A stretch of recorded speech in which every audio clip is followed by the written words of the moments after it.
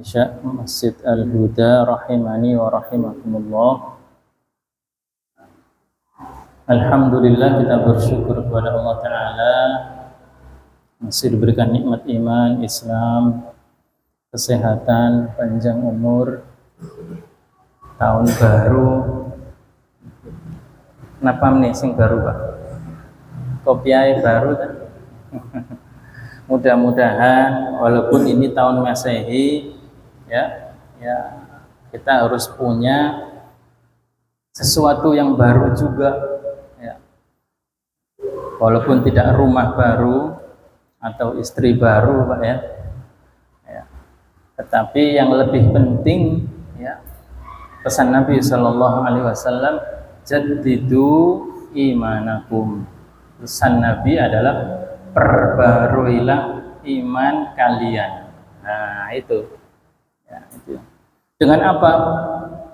Salah satunya ya adalah dengan diantaranya dengan menghadiri kajian-kajian di mana di situ dikaji ayat-ayat Allah dan juga hadis-hadis Nabi Shallallahu Alaihi Wasallam. Nah, itu caranya. Ya, dengan demikian kita akan dapat menguatkan iman. Para sahabat, ya, mereka yang menyaksikan Nabi, ya, melihat Nabi Shallallahu Alaihi Wasallam, bagaimana sehari-harinya, bagaimana ucapannya, ya. Banyak yang mengeluh kalau pulang sampai di rumah mereka merasa imannya itu turun. Nah, ini nggak tahu kalau jamaah Al-Huda ini, kalau pulang tambah semangat ibadahnya atau gimana ya. Sahabat Nabi mengeluh, ya Rasulullah, kami kalau sedang taklim ya seolah-olah melihat surga, melihat neraka, kami takut, kami berharap. Tapi kalau sudah pulang, kami ini lupa. Apa kata Nabi SAW? Ya, begitulah iman. Sa'atan fasa'atan. Yang tidak boleh adalah lupa terus menerus. Orang boleh lupa, tapi harus ingat kembali. Masuk lali manerek, ya tidak apa-apa, diingatkan lagi. Pak, pernah nggak ditegur sama istrinya yang punya istri? Saman kok lali ya? Nah gitu ya. Maka dijawab saja, selama saya masih manusia, saya akan kena lupa, gitu ya. Yang namanya lupa begitu. Ya, kalau saya sudah tidak pernah lupa, Anda harus berhati-hati. Ya. Baik, jamaah sekalian, rahimani wa rahimakumullah. Kita lanjutkan tadabbur ayat sampai pada Ali Imran 48. Nah, sudah 48 ayat dari Ali Imran ya. Kita baca. A'udzu billahi minasy syaithanir rajim. Wa yu'allimuhul kitaba wal hikmata wat taurata wal injil. Ini lanjutan kisah bagaimana Sayyidah Maryam, nah ini seorang wanita yang suci, yang bahasa zaman sekarang tidak pernah keluyuran, tidak pernah pacaran begitu ya. Tiba-tiba ada kabar mau punya anak dan betul nyatanya hamil beneran. Wah, gimana ini kata orang? Maka sebagai hiburan ya, Allah perintahkan malaikat menghibur bahwa nanti anaknya ini ya akan menjadi seorang nabi, menjadi orang soleh. Kemudian di ayat 48, wa yu'allimuhu, nanti Allah akan mengajari dia al-kitab, kitab. Ya. Para ulama al-tafsir mengatakan kitab di sini adalah cara menulis, ya, cara menulis. Hadirin, zaman dulu itu orang bisa nulis itu hebat, ya. Orang bisa nulis itu hebat, ya. Nah, kalau zaman sekarang ya mungkin masih hebat, masih dibutuhkan. Panjenengan kalau butuh apa-apa kan masih minta tolong diketik no mas, tolong ini kan begitu. Karena apa? Kurang pede kalau ngetik sendiri. Nah, bisa menulis di sini juga bisa merangkai kata. Nah, di sini. Ini menurut penjelasan ulama tafsir. Al-kitabah yang dimaksud adalah al-kitabata, menulis. Karena waktu itu bisa menulis adalah nikmat yang sangat besar, ya, nikmat yang sangat besar. Ya, apakah sekarang bukan nikmat? Ya, nikmat. Kita bisa menulis itu nikmat. Kalau panjenengan mau belanja, bisa nyatet 1, 2, 3 sampai seterusnya, itu kan enak, nanti di pasar bisa baca. Coba enggak bisa nulis. Iya, Pak, kira-kira. Cara mengingat yang mau dibeli itu loh, kan. Bingungnya apa? Dihafalin dulu. Nah, nanti ada geronjalan di jalan, rupiah, sudah hilang satu catatan ingatannya. Dulu gitu kalau saya belanja belum bisa nulis. Wa yu'allimuhu, dan Allah akan mengajarinya al-kitaba, menulis, wal hikmata, dan hikmah. Hikmah di sini banyak, ya. Kalau orang berbicara kemudian menarik perhatian, itu termasuk hikmah. Memahami perkataan itu juga hikmah, ya. Bijaksana dalam ucapan maupun perbuatan, tindakan, itu juga hikmah. Nah, ini penting. Ada yang mengatakan hikmah ini adalah intisari daripada syariat. Nah, ini saya belum ke sana ini para jamaah. Contohnya misalnya sholat. Intisarinya sholat itu apa? Saya tanya guru saya, Ustaz, kita sholat ini untuk apa sih? Jawabannya apa? Sholat adalah untuk sholat. Sholat adalah untuk sholat. Nabi nggak pernah nanya, disuruh kerjakan. Ya. Haji untuk apa? Haji adalah jawabannya untuk haji. Rasulullah disuruh haji, nggak pernah nanya, ya Allah, saya disuruh haji buat apa?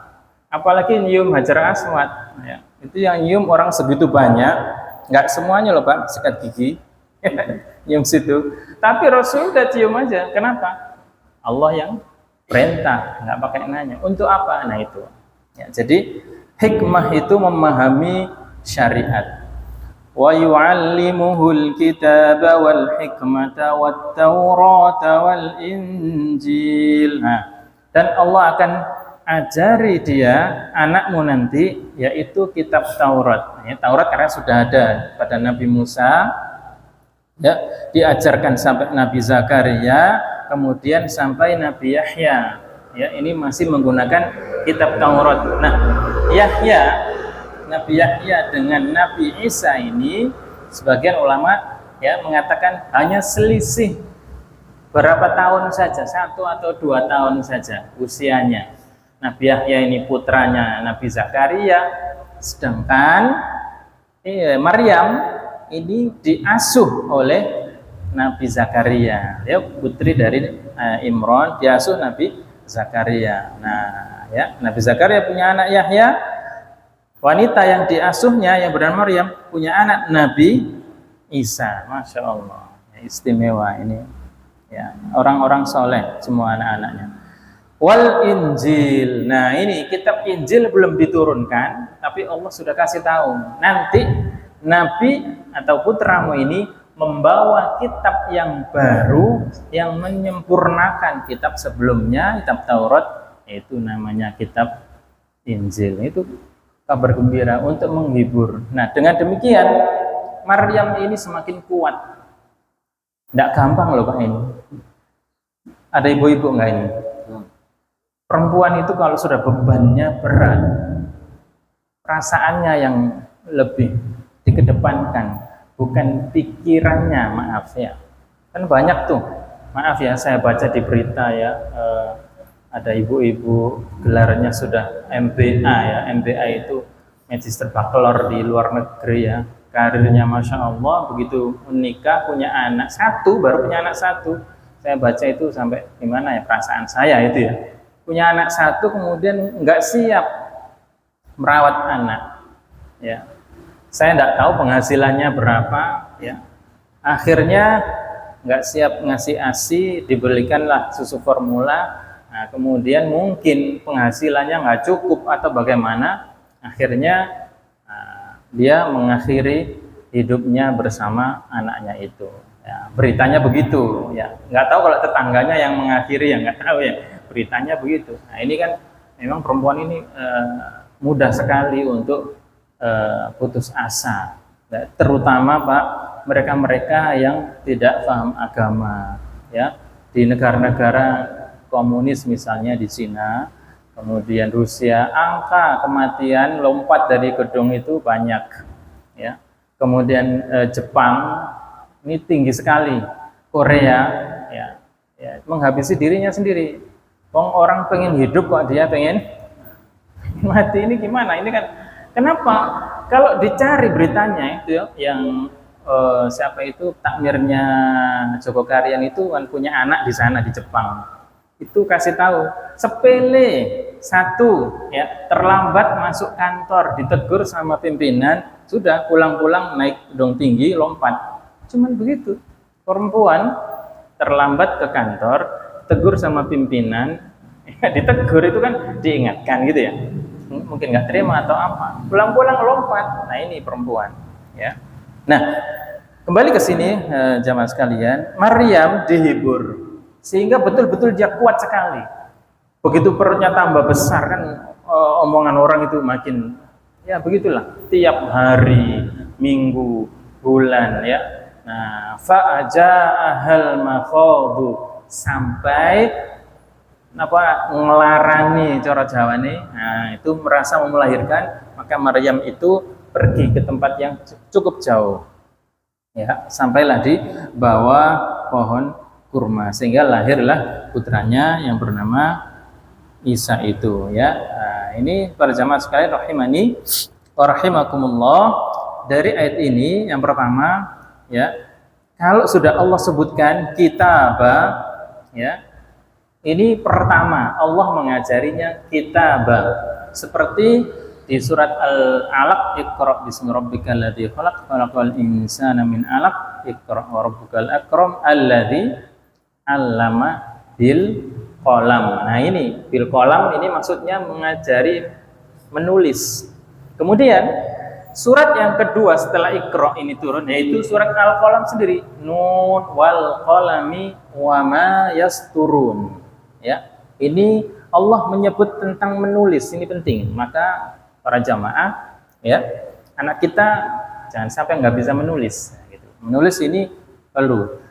Nah menulis apa ya, tentu menulis kata-kata yang baik. Maaf ya, kan banyak tuh dicoret-coret di tembok-tembok itu yang apa, bonek apa itu kan anak-anak suka nulis begitu. Nah ini jangan yang begitu gitu ya.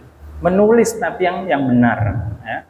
Dulu di Jogja itu ada namanya lomba mural, melukis mural. Mural itu dinding itu dilukis, tapi yang positif ya, untuk motivasi itu bagus.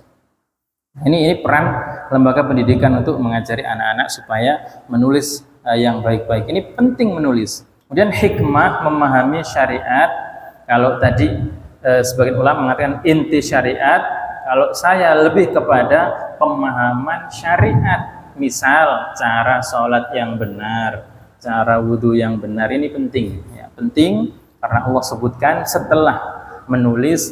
Kemudian yang kedua adalah pemahaman syariat, kemudian Taurat dan Injil ya, karena sekarang kita sudah tidak pakai dua kitab itu, dan ternyata di dalam kitab kita Al-Quran itu sudah terhimpun fiha kutubun qayyimah. Di dalam Al-Quran kita ini kutubun itu artinya kitab-kitab dari awal sampai akhir, qayyimah yang tegak, yang lurus, Allah himpun dalam satu kitab yang namanya Al-Quran. Maka monggo kita seayat kita kaji ya, kemudian kita fahamkan anak kita ya, kita sekolahkan, kita taruh di tempat yang diajarkan Al-Quran di situ. Dengan demikian maka kita akan mendapati generasi itu menyejukkan hati, dipandang sejuk, hati juga tenang ya. Mudah-mudahan Allah Ta'ala jaga anak cucu kita, Allah lindungi mereka dari pengaruh-pengaruh yang kurang baik. Amin Allahumma amin. Demikian, subhanakallahumma wa bihamdika asyhadu an la ilaha illa anta astaghfiruka wa atubu ilaik. Assalamualaikum warahmatullahi wabarakatuh.